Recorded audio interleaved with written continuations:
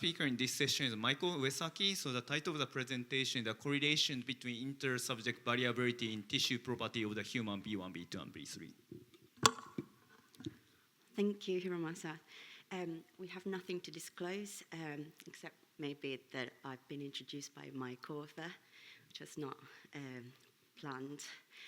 Today, I'd like to share with you the findings of a study that looked into relationships between inter-subject variability in microstructural tissue properties of human V1, V2, and V3.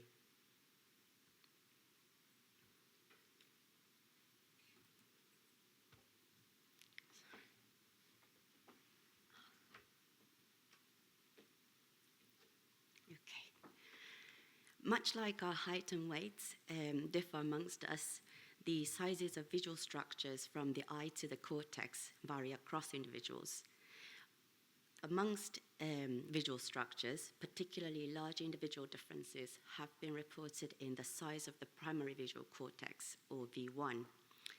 Here you see the left hemispheres of two subjects included in the Human Connectome Project dataset as an example. Even at a glance, the difference in size should be clear. Indeed, the literature suggests that the inter-individual variation in V1 surface area is approximately threefold. Now, you might wonder if this large variation in V1 surface area can be explained by the variation in whole brain surface area. The answer is that they can't be. Between the two example hemispheres presented here, the difference in whole brain surface area is only about 10%. So the large variation in V1 surface area cannot be accounted for by the variation in whole brain surface area.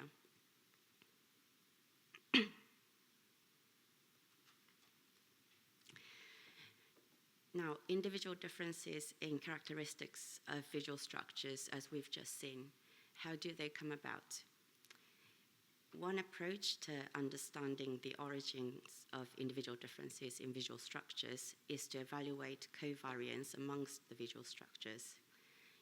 If the properties of two or more visual structures covary, the likelihood is that the development of these visual structures share common underlying mechanisms. Previous research has investigated whether properties of V1 and other visual structures covary. Here you see the relationship amongst the sizes of V1, the lateral genetic nucleus, and the optic tract.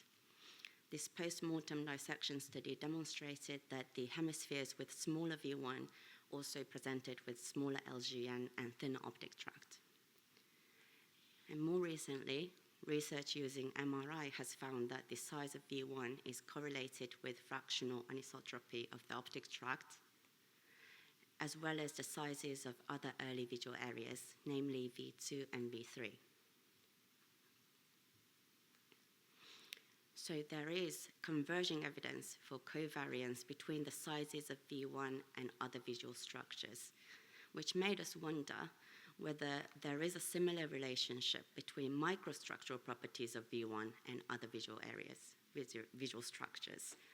Fortunately for us, there are now numerous MRI-derived measures that allow us to evaluate tissue microstructure of the living human brain, amongst which is the ratio of T1 weighted to T2 weighted signal intensity, or T1-T2 ratio. So we set out to answer two questions. To what extent does grey matter microstructure, as reflected in T1-T2 ratios, covary between V1 and other early visual areas? And are microstructural properties of early visual areas heritable? To find answers to these two questions, we analyzed the 7 Tesla retinotopy dataset, which was collected as part of the Human Connectome Project.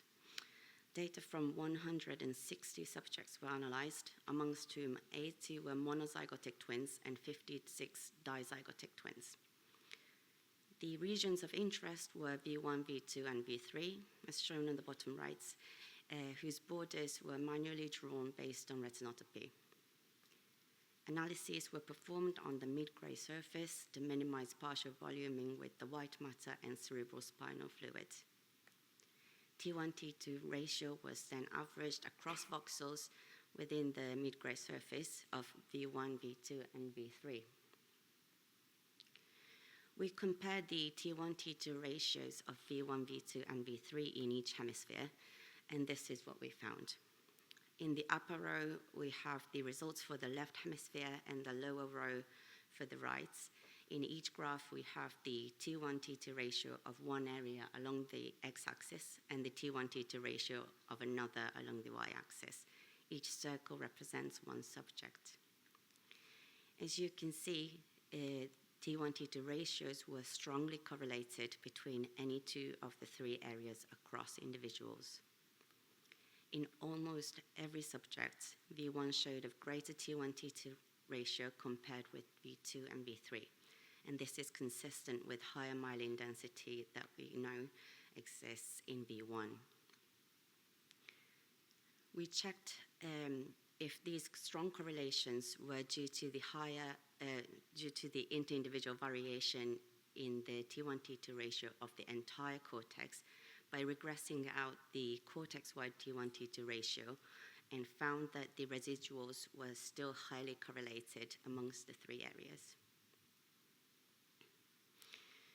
Since we found that the T1-T2 ratios of V1, V2, and V3 covary, it's likely that they share a common origin. The dataset we analyzed included twin subjects, which allowed us to assess whether microstructural properties as reflected in T1-T2 ratios of V1, V2, and V3 are heritable. Each graph represents the results for each area. Those in the upper row are for the left hemisphere and the lower row for the right. In each graph, we have the T1-T2 ratio of one of the twin pairs along the x-axis and the T1-T2 ratio of the other twin pair along the y-axis. Red circles represent monozygotic twin subjects, and the blue circles represent dizygotic twin subjects. As you can see, both monozygotic and dizygotic twin pairs showed correlated T1-T2 ratios of V1, V2, and V3. But correlations were greater amongst monozygotic twin pairs compared to dizygotic twin pairs, suggesting that to a certain degree, microstructural properties of early visual areas are heritable. To summarize, we found strong correlations amongst the T1-T2 ratios of V1, V2, and V3, which persisted even when the cortex-wide T1-T2 ratio was partialed out. This suggests that structural covariance amongst the early visual areas is not limited to their surface areas, but also found in gray matter tissue microstructure. And based on the twin comparison results, it's likely that genetic factors contribute to individual differences in gray matter tissue properties of early visual areas. If anybody would like to know more, please come to a poster number 2106. And before I finish, I'd like to take this opportunity to thank my co-authors, Toshi, Noah, John, and Hiromasa, without whom this work would not have been possible, as well as funding bodies NICT, NEI, and JSPS. And of course, thank you all very much for staying and listening. I am now happy to take any questions or comments.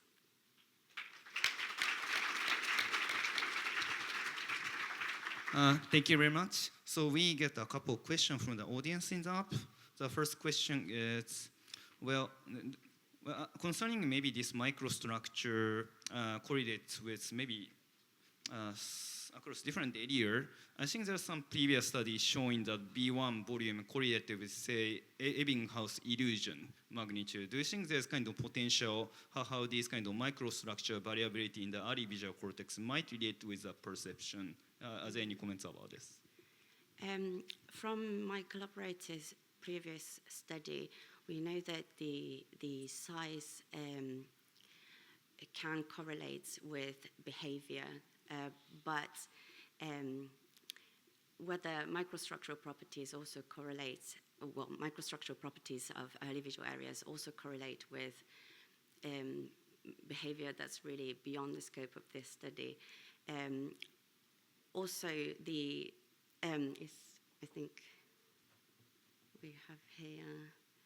So we looked into the relationship between T1, T2 ratio and surface area, as well as volume, and we only found very weak link between them. So even if the size, so the macrostructure of the early visual areas reflects a behavior that wouldn't necessarily, it might not necessarily mean that the T1, T2 ratio can be related to behavior. That's really to be examined in the future. Thank you. I think the other question from the audience is, do you have maybe more comments about what is the underlying relationship between B1 size and optic tract you just mentioned in the previous study, in the areas, right? Do you have any just contract, maybe how or why these just structure may vary? Well, one reason would be that those visual structures, they develop, their development is interlinked. So if the T1, T2 ratio of V1, V2, V3 is heritable, then it's very likely that the microstructural properties of other visual structures are also heritable. So I would say to a certain extent, that's down to the genetic factors, and the rest I'm not quite sure. But if any of you have any idea, I would really love to hear about that later. Thank you. Okay, so the last question. So. Great work. Thank you. I keep looking at this literature. I keep thinking the following. So I'm going to ask. I love how you presented the size of the brain at the beginning. I would love to see that in the publication, right? Like whether your estimates of the size of B1 continues not to be correlated with the size of the brain. Would be great to see that, right? Because if it does not correlate, so if the full visual cortex is bigger in individuals without changing the total size of the brain, that implies that some other areas are smaller. And I wonder which ones. So my collaborator, Noah Benson, has published a paper on the sizes of the early visual areas using the same data set. And they did look into the relationship between the overall cortex size and the sizes of those areas. And indeed, it cannot be explained by the overall cortex size, the variation across individuals in the sizes of V1, V2, and V3. So yes, you would be right that there must be some other areas that, yes. Okay, time is up. And thank you very much for the speaker again. Thank you very much. So I'd like to thank all the speaker and everybody who just give me some inspirable just question to the session. And thank you very much for your attendance.